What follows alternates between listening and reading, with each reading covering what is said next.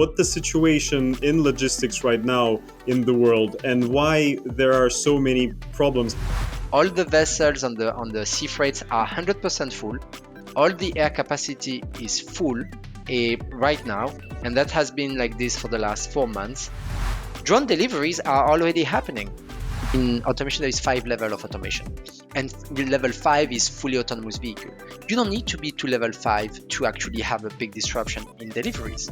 And the simple example to illustrate this is if you're at level 4 and that you can have a vehicle that just can follow a driver that is doing the deliveries, what convenience means for you is not necessarily the same than for me. If I'm a single person in an apartment in Manhattan, convenience is not the same person for a family that has 3 kids and that live in the suburb. So parcel lockers, solution like that will have a different use and different adoption depending on these profiles. I think all these innovations will drive the cost down. If you think about logistic cost, the biggest cost is always people.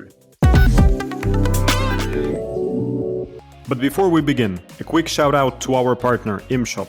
This company creates the best out-of-the-box mobile app solution for retail and e-commerce.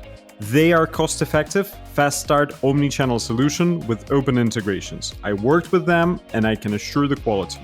imshop.io, the link will be in the description below. So now back to the interview. Hi Nabil. Hey Philippe, how are you? Very good. Thank you very much for joining us, for joining Digital today. We're My pleasure. very, very happy to see you and to have you here. For those who don't know you, can you please describe where you work and what you do? Yeah, absolutely. Hi everybody, my name is Nabil Malouli. I'm the Vice President of e-commerce at DHL globally. I'm based in the US, but you'll notice very quickly with my accent, I'm born and raised in France, originally from Morocco, for my family. And I've lived in multiple countries for the last 16 years in Asia and in the Americas. So I'm a passionate about innovation and e-commerce and of course supply chains. And hopefully we can share a couple of insights for today's session. Sure. Yeah, that helps a lot because logistics is one of the very, very hot topics nowadays. Everybody are either happy about logistics, but it happens less and less, or they're desperate about logistics. So can you please describe briefly what the situation in logistics right now in the world and why there are so many problems? How did we come to this situation? Yeah, so I think I've been in the industry for 14 years, and there are always challenges. You know, it's an industry that goes with cycles. There are always challenges, peak seasons, and times where you have an imbalance between the capacity available and the demand. The combination of factors we have right now is really related to the COVID situation. We saw a start of challenges related to manufacturing sites being closed, seaports being closed or limited in the amount of execution that they could have. And that started already more than 12 months ago. We saw obviously less capacity on the air freight side because less international passenger flights were active. So we started to see some imbalance between capacity and demand already since more than 12 months. But it has got worse for the simple reason that there are 2 key elements. One is you have a very, very strong demand, which is really at the highest. I mean, all the vessels on the sea freights are 100% full. All the air capacity is full right now, and that has been like this for the last 4 months. So, and of course, this is highly driven by government incentives, by the fact that people have invested in a lot of material goods to renovate their house, to do a home office, because they could not travel, they've wanted to improve their home. So the combination of consumption is creating this very strong demand, combined with the fact that in many places across the globe, you still have very tight COVID policies. You know, I mean, in China, they closed the port of Ningbo for 2 weeks because there was a case. As an example, a couple of weeks back, we see countries like Vietnam, which are very important manufacturing sites that are not yet fully open. So that combination of elements is creating these challenges. And the reality is, people say, yeah, okay, great, Nabil, but when does it stop? I think we're going to see things balancing out as demand soften. So I think we're going to see after Chinese New Year, which is in February, we're gonna see things getting starting to get better as of March, because you're gonna still have all this volume that is coming in now that was planned for either Christmas or that is on the way to be actually shipped before Chinese New Year, which will keep a strong demand up to that time. And then I think after Chinese New Year, we'll see a decrease in demand, which will then translate into things that will become more stable, as also many countries will have hopefully got a better and more stable situation around the COVID cases. Okay, yeah, thank you. That's very good deep dive into what actually is happening. But so you're saying that the global demand has grown during this period of time. So is it like a postponed demand that people could have not fulfilled during the national lockdowns? And they postponed their demand to this period of time and simultaneously ordered everything that they can from Amazon and other marketplaces in the world, or the actual total demand of what people want to buy as physical goods has grown. Yeah, no, I think it's really the second. I think it's the total demand of physical products is at record high. Um, and we see it across categories. I mean, how many of the people watching this session have not, at least bought a desk, a laptop, a new computer? I mean, in the last 18 months, I mean, we've all improved something, in our home, or set up a home office.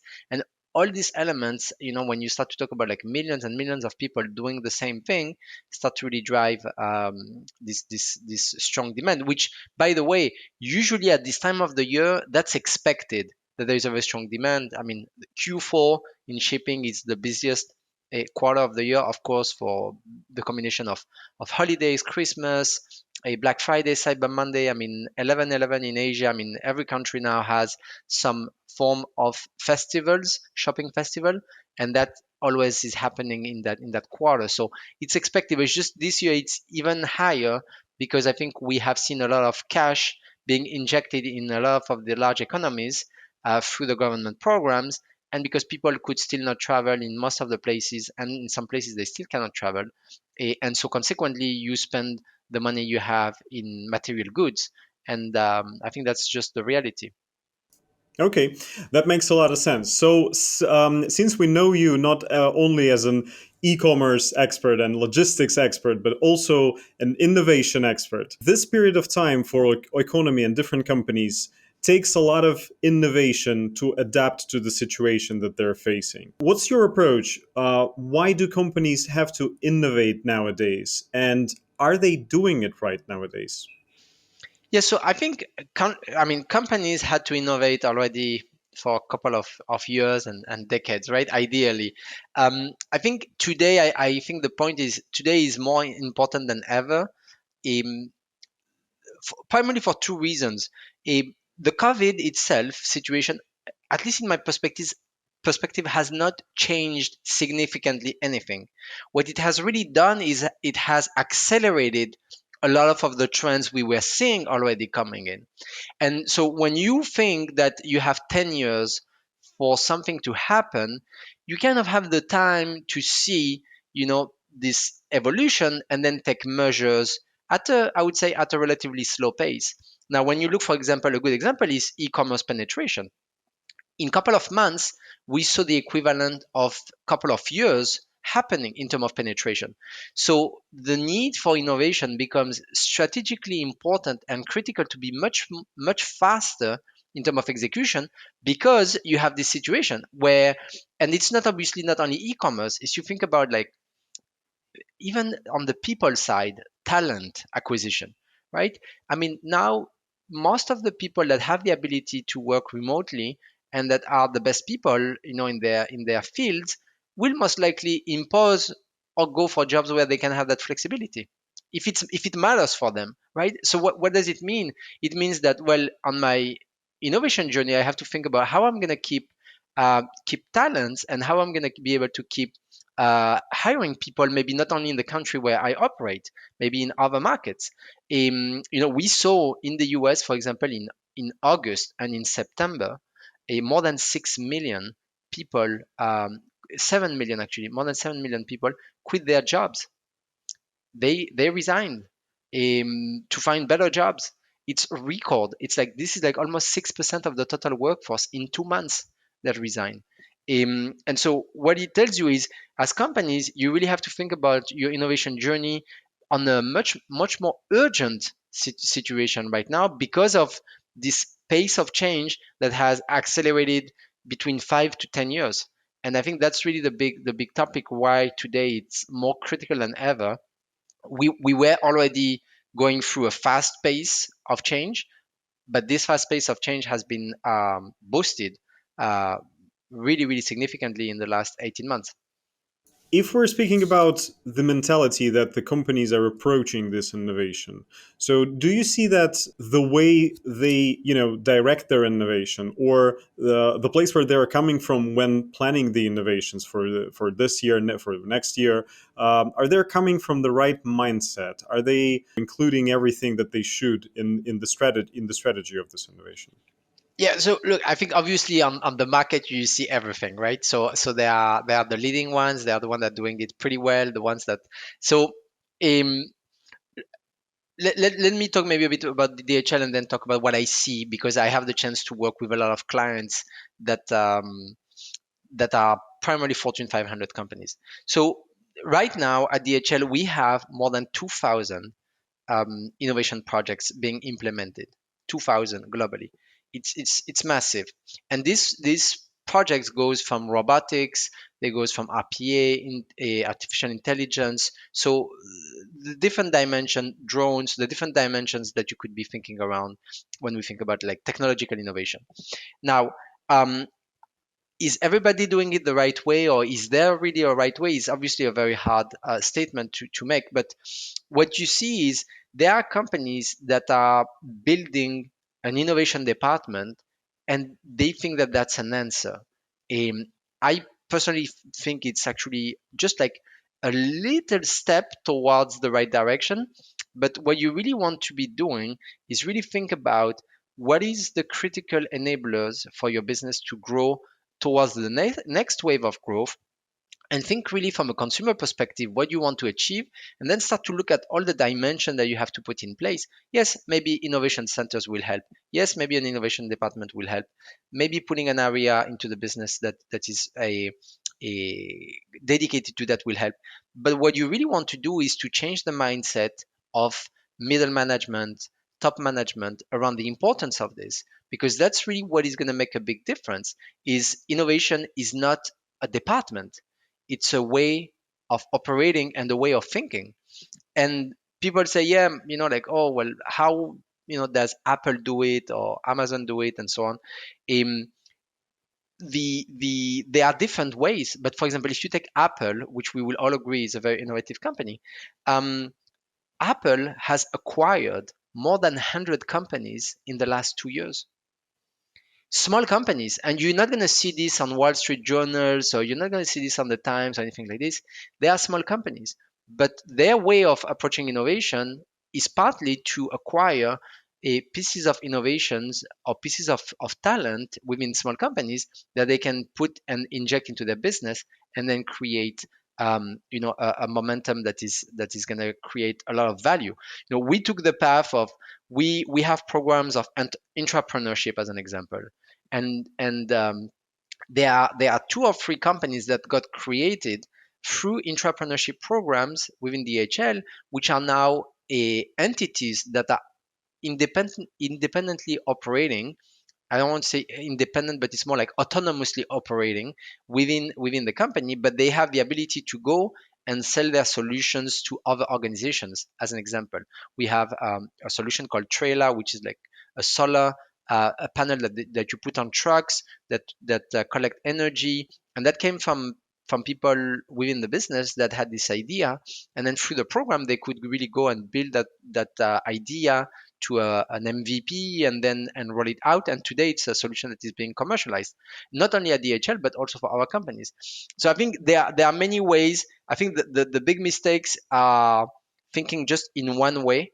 I think innovation goes through cooperation with startups, eventually invest or acquire startups, because it will give you, even if you just invest, at least it will give you a seat at the table in startups where you can see what is happening. Yes, the innovation departments and people in charge of that, changing mentality. It's a combination of factors, and I think there is everything, right? There are companies that are doing it, I think, pretty well. Others that are still maybe trying to define what's the right approach. And hopefully they figure it out for the ones that haven't yet found their pace, because I think it's going to be important to remain relevant. Sure, yeah, that's a very relevant idea to first enable your team and the people inside your company, right? So they can come up with those innovations and ideas and not like make it a company a corporate status that we are now running this innovation because we shall. I think there are two things that I think are really, really good way of thinking about this. I just want to share this because I think this is really worth the comment. Nobody is the prophet on their own land, right? So if you're trying to convince people in your organization, you definitely want to bring people from outside, particularly when it comes to innovation. If I go to the board of management of DHL and I say something, and if I bring a customer, a very large customer, someone that is respected, and say the exact same thing, that person's impact is going to be probably 5 to 10 times more impactful than me. Why? Because it's an external perspective, it's a client perspective, right? So I think many people that are trying to change mentalities in companies, they really have to think about that. I think that's really important. Going to your board of management and tell them, yeah, this is important and so on, will not have the same impact than if you bring external experts, people that are recognized and credible, to make that statement. That's number one. And the second thing that I think is very important is there is a significant difference between understanding and experimenting. So if I tell you, well, I get it, right? A Uber or Airbnb technology allows to do this or that. Okay, I understand the concept. Now, if I go and I try the experience of the company, I will really live what a consumer lives through the process. And then that's really different. For example, when we talk about robotics, people say, yeah, robotics is going to replace people and so on. And we've seen a lot of robotics deployment where actually we implement picking assistant robots that are actually assisting and that are collaborative robots.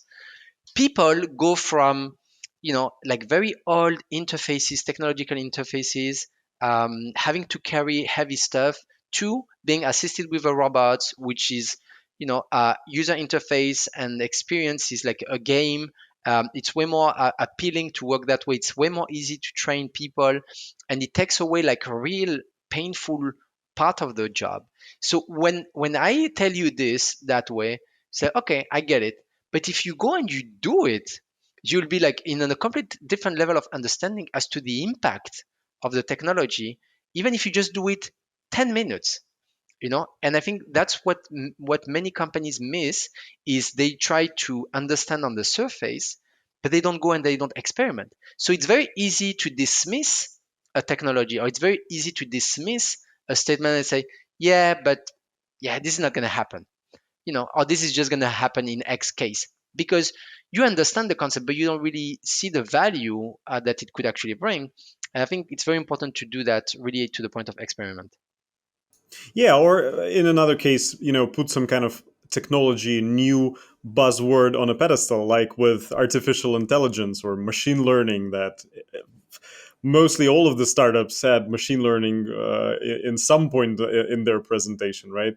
By the way, this is very interesting as well, because you said something about robots and asking like employees about how do you think the robots will help you or not help you, and them being afraid that the robots will take their job and stuff like this. So Henry Ford, I believe it was Henry Ford, said that if you will ask what people want, they will tell you they want a faster horse. So that means they will not ask for a car, right? So at the same moment, if approaching the innovation inside your company, like I don't know, maybe we can take DHL for example, like with the robots, like with exoskeletons or something like this to help with the fulfillment centers. How do you approach? So you create some kind of innovation. So you understand that this is not just a buzzword, that this is a need of the company, the actual need. So you're solving some kind of a pain point inside the problem. How to get to this pain point, how to find it, how to extract, this insight from the company, and at the same moment not to plant any fear in maybe potentially people who will be affected by this new technology. Yeah, I think. Look, I think the topic of technology or robots replacing people has absolutely nothing new. In fact, if you go back to the 60s or even the 80s and even the 90s, you'll find um, covers of magazines saying, and big magazines like, in Europe, for example, which is in Germany, for example, which is a very important manufacturing country worldwide, one of the leading ones. You'll find Der Spiegel, which is one of the main newspaper, covers in the 70s, in the 80s, in the 90s with the cover saying robots are coming to replace you. So it has nothing new, right? The I think the best way to think about this is how do you actually truly remove um, the painful aspect of people's job, um, and it's really an easy process when that's the case, um, because again, if I take the example of, well, I have to push like a heavy cart with products when I'm doing like a picking operations for a fulfillment center in e-commerce, when the option B is I do the picking and I put it into a bot and then I push a button and that bot will that AGV will autonomously go to the packing area. People will see the value. They will be like, oh, then I don't have to walk so much, and travel time in a warehouse is waste of time because you do nothing, you just walk. So that's the type of innovation where it's easy to show the value to the people. Now there are innovations that are not that straightforward to for people to see the value, because ultimately it will certainly replace some of the categories of jobs. But the reality is right now in the industry there's not enough people. I mean, everybody has talked about autonomous vehicle as being a big challenge because it's going to replace drivers and will take away hundreds of thousands of jobs. But a big reason why there is this bottlenecks in the US, as an example, is because there is not enough drivers.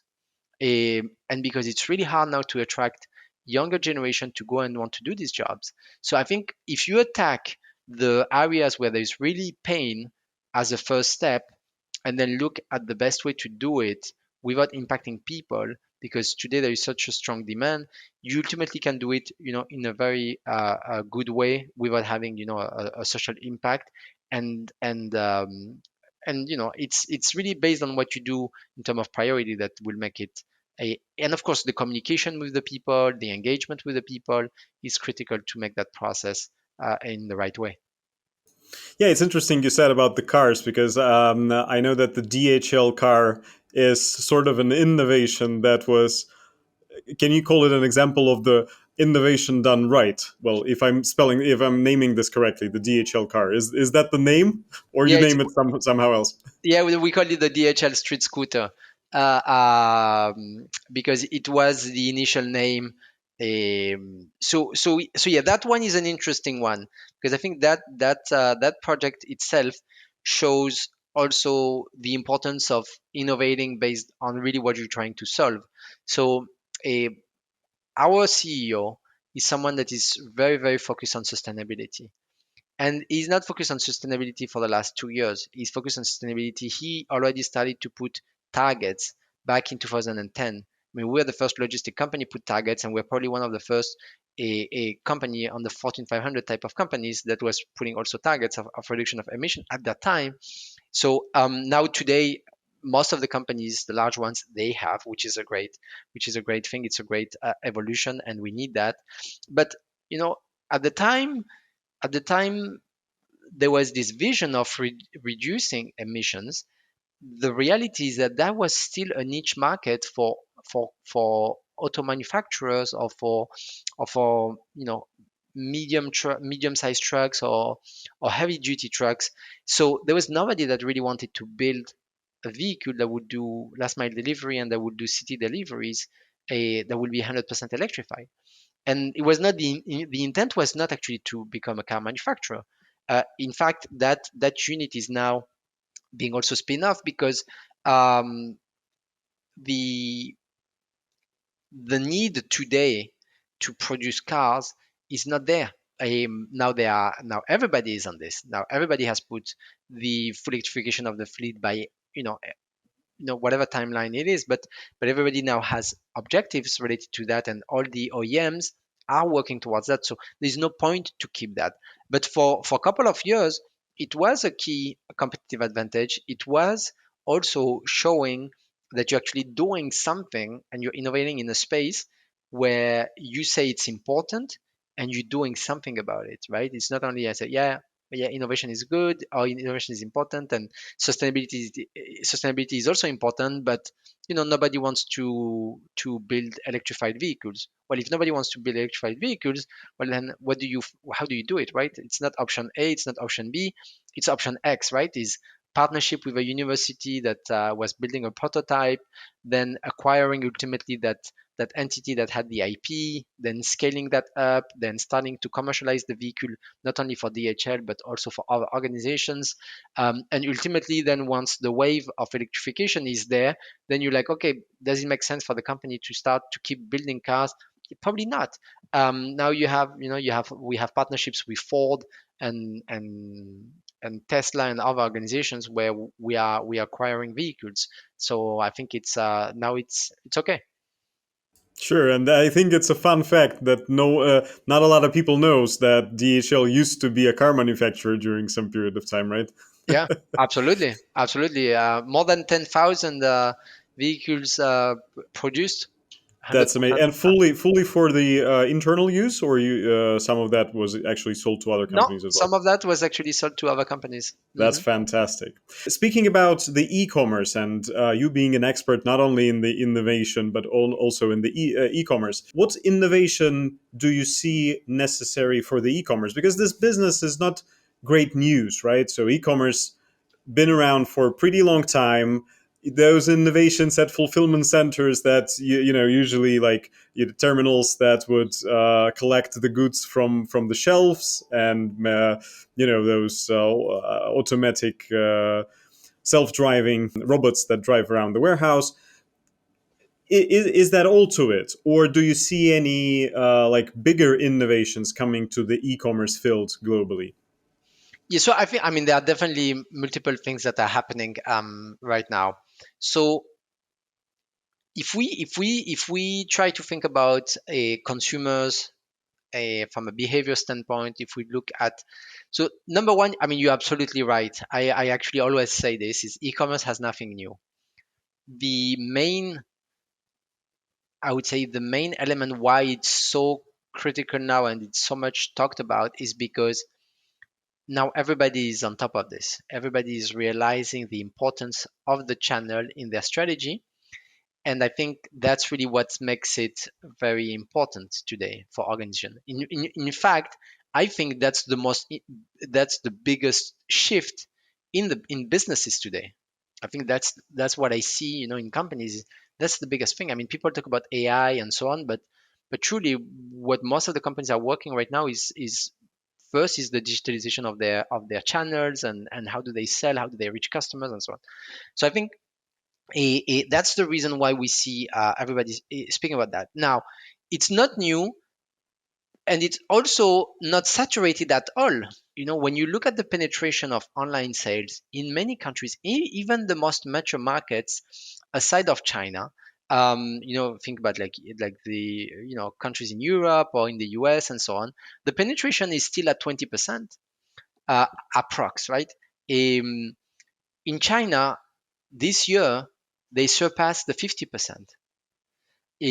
And there is literally not a single reason why every country in the world will be above 50%. In fact, I'll argue probably will get even higher than 50% worldwide. in the next couple of years. And there are different reasons why I think we will see that. Number one is we get used to the channel, we get used to the convenience, and there's a psychological factor that once you get used, once you do three purchases in a row and you have a good experience, you remain loyal to the channel in 70% of the cases. So more people are getting into the channel, they get used, they get the convenience, and again, COVID came and only accelerated that trend. Didn't really change it significantly, but it accelerated that trend. That's one of the big reason why you would see that continuing to grow, that psychology effect. The second one is the money being invested in the channel. I mean, if you look at year to date, what we call hyper fast deliveries, this 10 or 15 minutes deliveries, year to date, there's more than 10 billions that has been invested in the gorillas of the world, in the Flink, in the GoPuff of the world, and so on, to be delivering these 15 minutes deliveries. Which I'm certainly not saying it's a good idea, but it's a fact, right? It's there's a lot of money being invested, and that's going to also elevate expectations of consumers, and you're going to see more categories being purchased. Groceries before COVID was almost at zero. The grocery channel, I mean, it was like 2%, even in the most mature market was 2%, 3% penetration. So you can imagine the upside that there is in that channel moving forward in regards to buying things online. So I think that's an important element. So the money, the psychology, the money being invested, and the third element is technology. Look, one thing that nobody speaks about, but it's really the truth, is every time you buy something, especially on the large marketplaces or on the big tech companies, the use of data, the intelligence that is behind, not only to transact what you're looking for, but to predict what you're going to want to buy next, and to predict what you possibly will want to buy in 6 months and 1 year and so on, with all the data that is being gathered across platform and so on, is making these companies a lot more um, intelligent on what they could recommend to you. And one of the reasons why we also buy more online for the people that are buying things online is that companies know better what to push to us based on our profile. And we don't talk a lot about this, but it's a reality, right? I mean, if you're a consumer of Amazon, Amazon not only knows what you buy, but they also know what you search on their search engine, which is now more than 50% of the search of products start there. They know what you watch if you're watching content, um, and so there is a lot of data points that are gathered there that actually make it pretty a it's pretty valuable data to know what you're going to want to buy next. And so I think the next frontier is really this predictive, a truly predictive way of pushing products to people that will have a much higher accuracy and tell you, hey Philip, I think you're gonna be a father soon because we saw you watching, like videos about, a how to educate your kids, and you just bought a book of how to be a good father. I mean, and what's the likelihood that you are in that path is really really really high, obviously, right? So I think that's one example, right? If we're speaking about e-commerce, then one of the and logistics, then one of the very big pain points usually for e-commerce players is like the last mile delivery, and a lot Hmm. of innovations are lying in this field. So if you think about it, then still e-commerce is just the delivery that you do to a distant client. So he's not entering to the store; you just deliver it to the person. And for years and years, it's some kind of person taking this box, actually driving to the person's house, delivering it. And for years and years, we're hearing about the drone technologies and robots and whatnot. Do you see any innovation coming in this field? Maybe with third-party pickup locations being more broad, or this 15-minute delivery with some kind of dark stores and micro fulfillment around cities, or something like this. What trends do you Yeah. see? Yeah. So look, I think everything you said is actually coming, right? I think again, it's more of a topic of expectations that we set the wrong expectations, for example, on drone deliveries. When it was announced with a 5 years timeline, which was very, very ambitious. It involves regulators, it involves social acceptance, it involves infrastructures, it involves orchestration. It's an entire new mode of transportation for delivering in very sensible areas like cities. But look, 4 weeks ago, there was probably the one of the biggest announcements around drones. Um, the city of Dallas is the first large city that is approving commercial drone deliveries in the globe. Drone deliveries are already happening. A Wing, the unit of drones of the Alphabet Group, is operating. We have a couple of programs in places like in Africa. There are programs there are commercial programs that are actually being executed. Last year, just Wings alone, they did 200,000 deliveries. I mean, of course, it's nothing, right? If you think about the scale of deliveries possible, it's nothing, but it's happening. It's happening in a couple of cities in the US. It's happening in the Nordics. It's happening in Australia. It's happening in China, and it's happening in a couple of cities in Africa. So it's gonna come. There's no doubt it's gonna come. And again, you start to see cities like Dallas that are saying, well, no, I want to be first, and I'll authorize this, and we'll see how it goes. Autonomous vehicle is the same. San Francisco approved fully autonomous vehicles from Waymo, which is also the autonomous a vehicle delivery unit of Alphabet in operations. When you see the level of technology already that companies like Tesla have, you could argue, well, it's there, right, already, to be able to actually not replace but help and assist a driver that is doing deliveries. And what people don't understand also in some cases is, um, you don't need, in automation there is 5 level of automation, and the level 5 is fully autonomous vehicle. You don't need to be to level 5 to actually have a big disruption in deliveries. And the simple example to illustrate this is, if you're at level 4 and that you can have a vehicle that just can follow a driver that is doing the deliveries. When he's doing in the street deliveries, he doesn't need to go back to the vehicle and go back, switch on the vehicle, drive again. He can just go take the items, and the vehicle can just follow it into a road.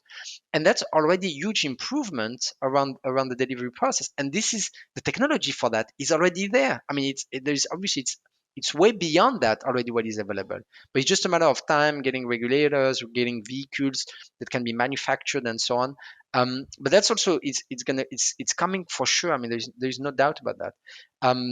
We see also delivery bots, right? A delivery bots that are also going to be a major innovation. You see companies like, for example, Starship, which I think is one of the major and probably the leading company in delivery bots. They did already more than 2 million deliveries. It took them, I think, 6 years to do 1 million deliveries, and then it took them 7 or 8 months to do the second million. So it shows you the acceleration of also of growth in their side in deliveries, and they already operate in many countries across the globe. So I think all these elements will come where you described also as pickup and drop off location, parcel lockers, are going to also be contributing. I think the main element is consumers, aside of speed, they also want convenience, and convenience translate into options, because what convenience means for you is not necessarily the same than for me. If I'm a single person in an apartment in Manhattan, convenience is not the same person for a family that has 3 kids, and that live in the suburb. So parcel lockers, solution like that, will have a different use and different adoption depending on these profiles. Um, so I think everything you mentioned, Philippe, I think is coming.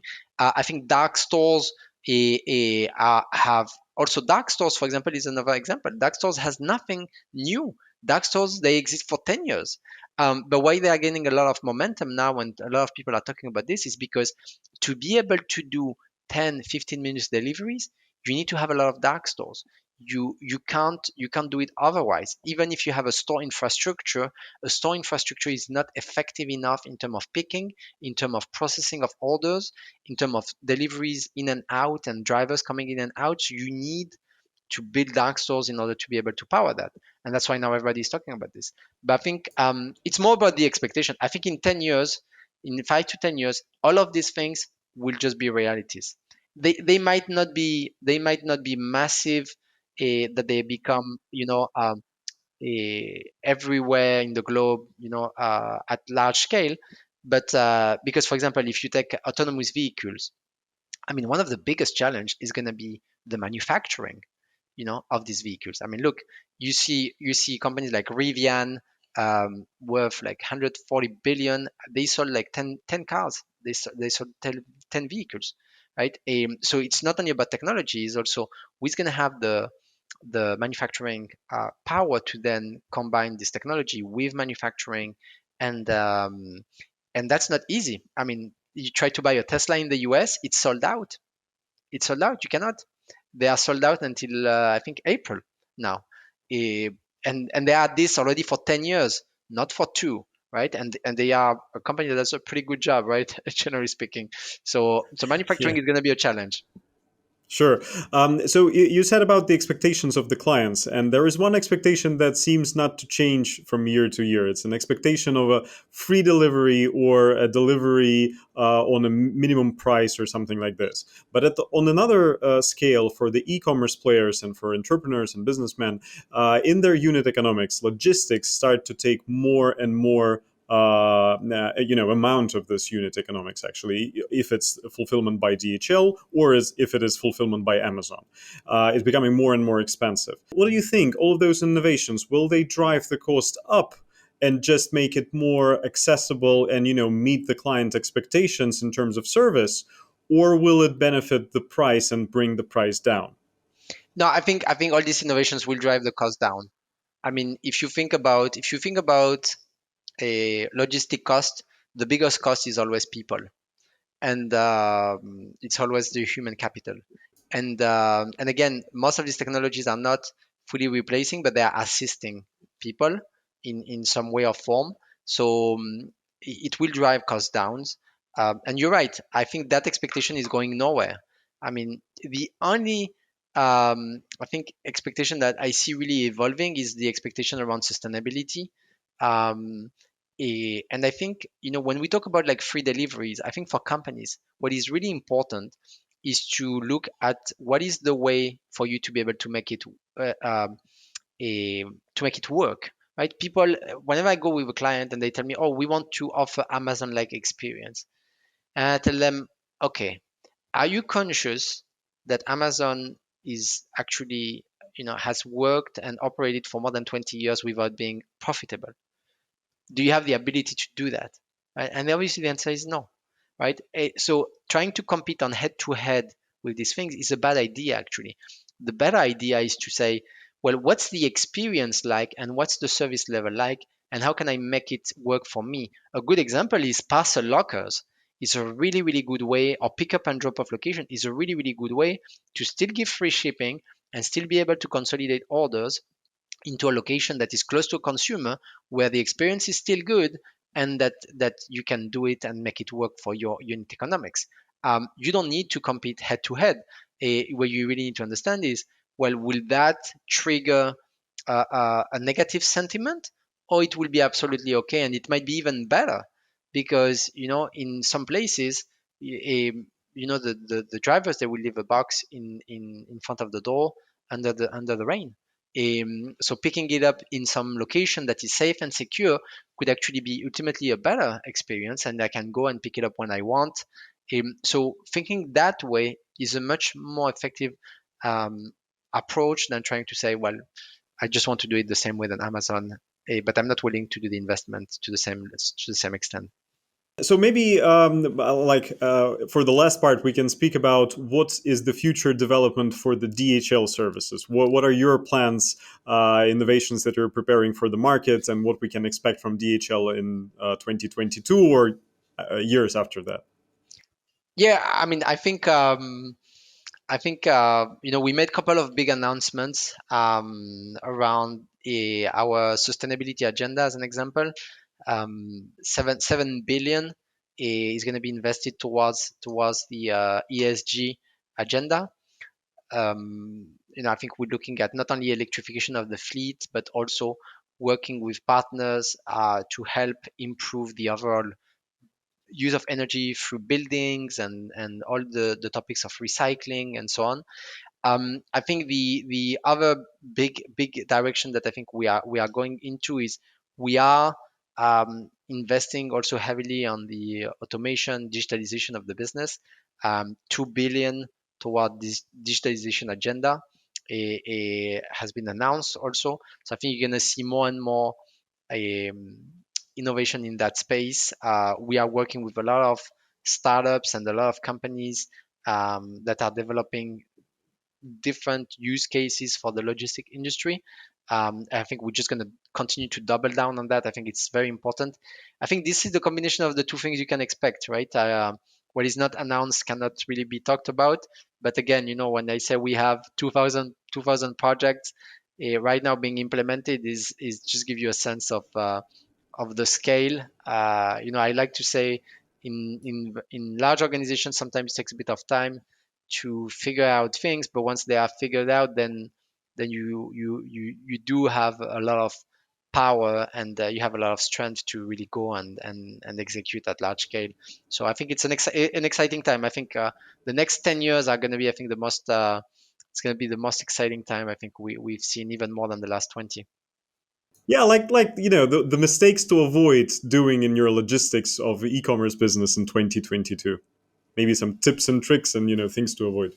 I think for entrepreneurs, for businessmen that are building their own business online, I think there are two things I would say for 2020 that are going to be really important to think about. One is, in the time of COVID, we saw that the diversification of channels online was really, really important. So if you are today selling across only one channel, let's say a marketplace or your own website, I think it's critically important to go and diversify. A big mistake that many companies have done, and they really realized it in the COVID time where there was limitation of capacity, was to put all the eggs into the same basket in channels, but also in logistics. Um, I think that's really something to really try to avoid and to look at. There are solutions, there are software solutions, and if someone wants like advice on which software solution, they can reach out to me, of course, that are helping you to connect across multiple channels, and you can really increase your sales and diversify your business online. The second thing is, one big mistake I see, and that's really really important, is the logistic of an e-commerce business is completely different than a traditional logistics. People try to do e-commerce logistics with the same talent, the same thinking process, same tools, and this doesn't work. Usually, you can do that at the very early stage of your business, and that's okay. But as soon as you start to grow and you start to manage that business, bringing like really expertise on that type of logistic is very important, and certainly not promoting any type of strategy around like insourcing versus outsourcing, but bringing people that are actually working on that logistics, that understand the challenges of unit peak. A good example is the level of returns, right? In a traditional business, you will have 2 to 3% of returns. In an e-commerce business, you will have traditionally between 15 to 45% of returns. If you are like on the fast fashion space, you will have like on the high side. And so people that don't really understand this from the beginning or don't consider this from the beginning, then they end up with bigger problems after, because they're like, oh, well, we didn't factor this into our business. And there are always solutions, right? I think for that type of problems, you need to absolutely consolidate your returns. If you have the right expertise, you'll have people that know already all these things, and they will quickly take decisions. They will be like, don't send individual returns as a single parcel. We're going to be paying like crazy. We rather consolidate them into a location by city and then receive them back into our warehouses. So all these things is like that expertise that you need to bring. So a big mistake is to try to do e-commerce logistic at scale with resources that are not trained for that. And I think that that will be my recommendation. Good. Nabil, thank you very much for your time. It was a blessing to have you with us and a lot of very interesting and informative pieces of information and wisdom to our listeners and viewers. So thank you very much, and we'll see each other soon. Sounds good. Thank you, Philip, for having me. Have a great day. Thank you.